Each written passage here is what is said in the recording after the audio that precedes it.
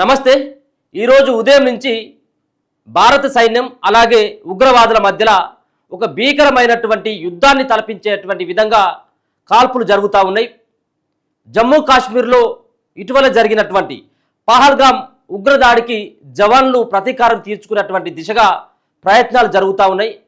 బాంబుల మోతలతో మిసైళ్ల శబ్దంతో పెద్ద ఎత్తున జమ్మూ కాశ్మీర్ ప్రాంతంలో ఎవరైతే దాడి చేసిండ్రో ఈ దాడికి ఎవరైతే సూత్రధారులుగా ఉన్నారని చెప్పేసి భారత ఆర్మీ భావిస్తూ ఉందో వాళ్ళ ఇళ్ళని కూల్చేసేటువంటి ప్రక్రియతో పాటు అనుమానితులైనటువంటి వ్యక్తులని ఖతం చేయాలన్నటువంటి ప్రయత్నం చేస్తూ ఉంది। ముఖ్యంగా పహల్గామ్లో జరిగినటువంటి దాడిని భారత ప్రభుత్వం ప్రధాని నరేంద్ర మోడీ కావచ్చు భారత ఆర్మీ సీరియస్గా తీసుకోవడం జరిగింది। అమాయకులైనటువంటి వాళ్ళని పర్యాటకులని 28 మందిని అమాయకమైనటువంటి ప్రజల్ని చంపడం ఇది భారత ప్రతిష్టకే దెబ్బతీసేటువంటి విధంగా ఆ ఉగ్రవాదుల యొక్క చర్యలు ఉన్నాయని చెప్పేసి ఇప్పటికే భారత ప్రభుత్వం భావించి ఎట్టి పరిస్థితుల్లో ఎవరు ఎక్కడ నక్కినప్పటికీ వాళ్ళని అసలు వదిలిపెట్టేటువంటి పరిస్థితే ఉండకూడదని చెప్పేసి భారత ఆర్మీ కావచ్చు భారత ప్రభుత్వం కానీ భావిస్తూ ఉంది।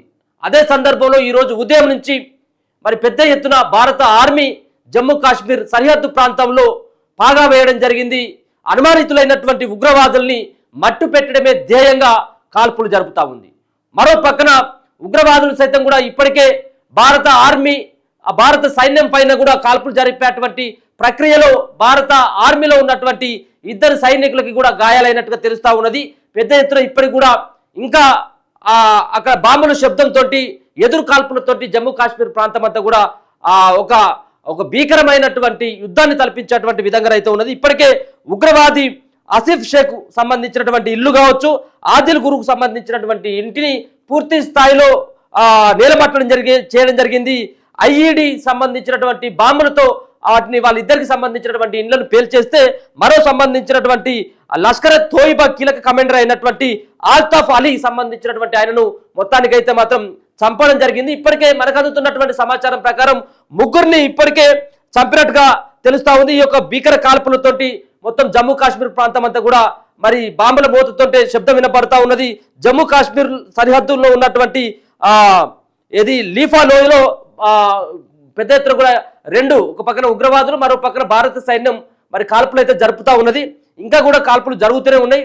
మరి చాలా మంది ప్రాణాలు కోల్పోయినటువంటి దశలో భారత్కు సంబంధించినటువంటి ఇండియాలో ఉన్నటువంటి చాలా మంది దాదాపుగా 26 నుంచి 28 మంది ప్రాణాలు కోల్పోవడం, ఒక పక్కన కాశ్మీర్ అందాలను చూసేందుకు కొంతమంది హనీమూన్కి వెళ్తున్నటువంటి అమాయకమైనటువంటి వాళ్ళు ఉగ్రవాదులు మట్టు పెట్టడం ఇదంతా కూడా భారత ప్రభుత్వం భారత్ యొక్క ప్రతిష్టను దెబ్బతీసేటువంటి విధంగా ఉగ్రముఖాలు తయారైపోయారు। వాళ్ళని ఎట్టి పరిస్థితుల్లో మట్టు పెడతాం, వాళ్ళు ఎక్కడున్నప్పటికీ కూడా వాళ్ళు పాకిస్తాన్లో దాచుకున్నప్పటికీ వాళ్ళు ఎక్కడ దాచుకున్నప్పటికీ కూడా వాళ్ళని బయటకు తీసుకొచ్చి చంపేస్తామని చెప్పేసి ఇప్పటికే ప్రధాని నరేంద్ర మోడీ గారు నిన్న ప్రకటించడం జరిగింది। అందుకోసం అని చెప్పేసి ఈరోజు పెద్ద ఎత్తున ఆ యొక్క దిశగా ప్రయత్నాలు జరుగుతూ ఉన్నాయి। ఎట్టి పరిస్థితుల్లో వాళ్ళని మట్టు పెట్టడమే ధ్యేయంగా మాత్రం భారత సైన్యం మాత్రం పనిచేస్తూ ఉన్నది। బందీపురలో ఎన్కౌంటర్, భద్రతా దళాలు ఉగ్రవాదుల మధ్య భీకర కాల్పులు జరుగుతున్నాయి। జమ్మూ కాశ్మీర్లో పహల్గామ్ ఉగ్రదాడి నిందితుల కోసం హంటింగ్ కొనసాగుతూ ఉంది। ఉగ్రముఖాలను అంతమొందించేందుకు భారత భద్రతా దళాలు ముమ్మరంగా వేట కొనసాగిస్తున్నట్టుగా మనకు స్పష్టంగా అర్థమవుతా ఉన్నది। ఈ క్రమంలోనే కుల్హార్ బందీపురలో ఉగ్రవాదులు నక్కి ఉన్నారని భద్రతా దళాలు నిఘా వర్గాల నుంచి సమాచారం అందించినటువంటి నేపథ్యంలో వెంటనే అప్రమత్తమైనటువంటి భారత జవాన్లు బందీపురలో కార్టన్ సెర్చ్ ఆపరేషన్ కూడా చేపట్టినట్టుగా తెలుస్తా ఉంది।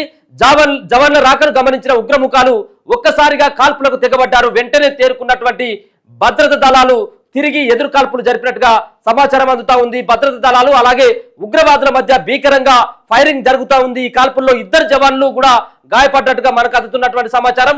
చికిత్స నిమిత్తం వారిని వెంటనే అధికారులు ఆసుపత్రికి కూడా తరలించిండ్రు। ప్రస్తుతం వారి ఆరోగ్య పరిస్థితికి ఎట్లాంటి ఇబ్బంది లేదని చెప్పేసి కూడా తెలుస్తా ఉన్నది। ఇప్పటి వరకైతే ఎలాంటి ప్రాణ నష్టం అయితే జరగనప్పటికీ మరి ఉగ్రవాదులను తుది మొట్టించేంత వరకు ఈ ఆపరేషన్ కూడా కొనసాగుతుందని చెప్పేసి కూడా భారత ఆర్మీలో ఉన్నటువంటి అధికారులు కూడా తెలుపుతా ఉన్నారు। కాగా జమ్మూ కాశ్మీర్లో పహల్గామ్ ఏరియా బైసారన్ మైదాన ప్రాంతంలో మంగళవారం అంటే మొన్న జరిగినటువంటి ఏప్రిల్ 22 ఉగ్రవాదుల మరణహోమం కూడా సృష్టించినటువంటి విషయం మనకు అందరికీ తెలిసిందే।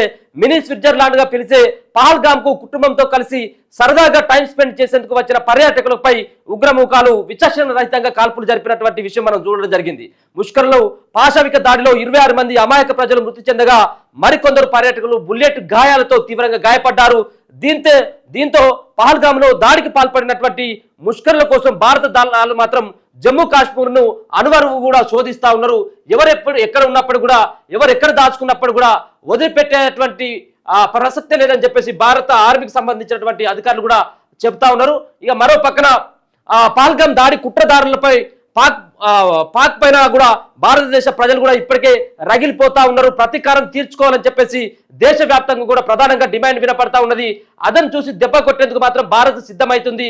అదే నేపథ్యంలో ఈ రోజు అదను దొరికింది కాబట్టి ఉన్నటువంటి ఉగ్రవాదులు నక్కి ఉన్నటువంటి ప్రాంతాన్ని కనిపెట్టి వాళ్ళని కాల్చేటువంటి వాళ్ళను అంతమొందించేందుకు భారత సైన్యం అయితే ముందుకు కదులుతున్నట్టుగా తెలుస్తా ఉంది. ఇప్పటికే భారత్ పాక్కు చుక్కలు చూపించేలా పలు చర్యలు కూడా తీసుకున్నది. గురువారం బీహార్లో చేసినటువంటి ప్రసంగంలో ప్రధాని మోదీ భారత్ పాక్ చర్యలకు బదులు కూడా ఇచ్చి తీరుతుందని కూడా స్పష్టం చేయడం జరిగింది. బీహార్లో ప్రధాని నరేంద్ర మోదీ గారు మరి కొంత భావోద్వేగంగా మాట్లాడడం జరిగింది. భారత్ లో ఉన్నటువంటి ఏదైతే కాశ్మీర్కి వచ్చినటువంటి పర్యాటకులకు వాళ్ళని అంతమొందించినటువంటి ఇదే సందర్భంలో కొంత ఎమోషనల్ కూడా ఆయన మాట్లాడడం జరిగింది.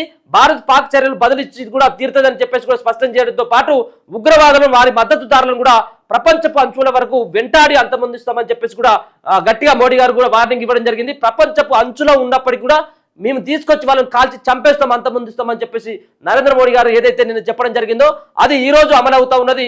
ఎక్కడున్నప్పుడు కూడా ఉగ్రముఖాలు దాచుకున్నటువంటి నక్కి ఉన్నటువంటి ప్రాంతాలను కూడా భారత సైన్యం అంతే అనువనువు వెతుకుతూ వాళ్ళని అయితే దొరకబట్టేటువంటి ప్రయత్నం చేస్తూ ఉన్నది. వాళ్ళకు సహకరించినటువంటి వాళ్ళపైన కూడా చర్యలు తీసుకుంటా ఉన్నది. వాళ్ళకి ఎవరైతే సూత్రధారులు పాత్రధారులను భావిస్తూ ఉన్నటువంటి వాళ్ళ ఇండ్ల పైన కూడా బాంబులతో మిసైళ్లతో దాడి చేసి ఇండ్లను కూడా నేలమట్టం చేయడంతో పాటు దొరికినటువంటి వాళ్ళని ఈ యొక్క ఉగ్రదాడిలో ఎవరైతే పాల్గొన్నారో ఆ ఉగ్రవాదులని వాళ్ళనైతే మట్టు పెట్టేటువంటి ప్రయత్నం చేస్తా ఉన్నారు. ఇప్పటికే ఒకరిని కూడా అంతమొందించడం జరిగింది. ఆల్తాఫ్ అలియా అని చెప్పేసి లష్కర్ తోయిబకు సంబంధించినటువంటి కీలక కమాండర్ని కూడా వాళ్ళు అంతమొందించినట్టుగా స్పష్టంగా అర్థమవుతా ఉన్నది.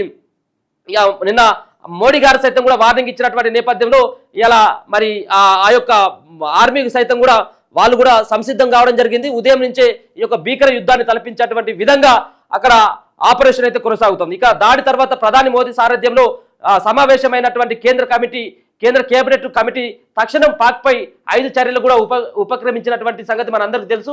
ఒకసారి చూస్తే సింధు జలాల ఒప్పందాన్ని నిలుపుదల చేయడంతో పాక్కు భారత్ భారీ షాక్ ఇచ్చింది. పాక్ సాగునీటి తాగునీటి అవసరాలకు ఆర్థికానికి కీలకంగా మారిన సింధు నది జలాల పంపిణీలో ఆటంకాలు దాయాదికి చుక్కలు చూపించనున్నాయి. ఇక భారత్ పాక్ మధ్య ఉన్న అటారీ వాఘా బార్డర్ను కూడా ప్రభుత్వం మూసివేసింది. ఇప్పటికే ఈ మార్గం మీదుగా భారత్ వచ్చిన పాకిస్తానీయులు మే 1 లోపు దేశాన్ని వీడాలని కూడా స్పష్టం చేసింది.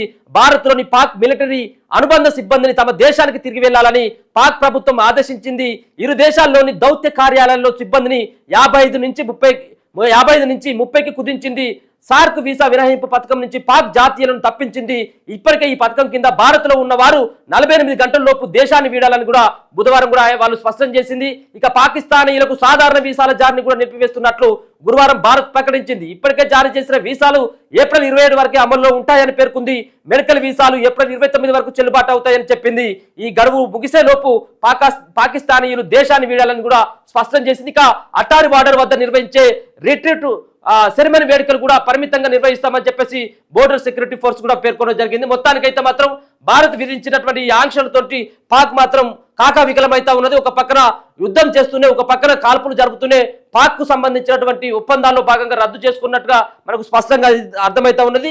మొత్తానికైతే దేశ ప్రజలైతే మాత్రం పహల్గామ్లో జరిగినటువంటి దాడి పట్ల రగిలిపోతా ఉన్నారు. ఎవరైతే పాక్ దాడిలో పాల్గొన్నటువంటి ఉగ్రవాదుల్ని అంతమొందించేంత వరకు భారత సైన్యం ఖచ్చితంగా కూడా పోరాడాల్సినటువంటి అవసరం ఉన్నది. పెద్ద ఏదైతే మన దగ్గర ఉన్నటువంటి అణు ఆయుధాలతో సైతం కూడా ఖచ్చితంగా వాళ్ళు ఎవరైతే ఈ సంబంధించినటువంటి ఆపరేషన్లో ఏదైతే చంపినటువంటి ఆపరేషన్లో ఉగ్రముఖాలు ఎవరైతే ఉన్నారో వాళ్ళని ఖచ్చితంగా పట్టుకొని బహిరంగంగా వాళ్ళని కాల్చి చంపాలని చెప్పేసి పెద్ద ఎత్తున డిమాండ్ వినపడుతున్నటువంటి సందర్భంలో భారత ప్రభుత్వం ఆ దిశగా కసరత్తులు చేసి ఈ రోజు ఉదయం నుంచి కూడా ఆపరేషన్ అయితే కొనసాగిస్తూ ఉన్నది జమ్మూ కాశ్మీర్ అలాగే పాక్ భారత్ సరిహద్దు ప్రాంతంలో అన్నట్టుగా అర్థమవుతా ఉన్నది.